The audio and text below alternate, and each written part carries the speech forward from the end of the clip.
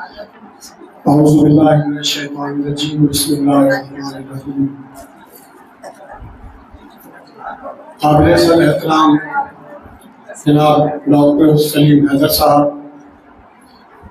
काबिल सर एहतराम जनाब आगा मसूद साहब, डॉक्टर शुजा सगीर खान साहब, स्टेज पर बैठे हुए दीगर अकाबरीन कलाम और वाजिबुल एहतराम दोस्तों सामने,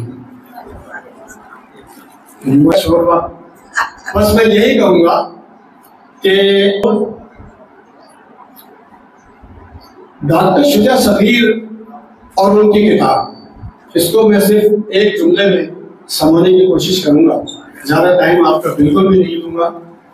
कि एक खूबसूरत आदमी ने एक बेहतरीन किताब लिखी है, बस। बहुत शुक्रिया।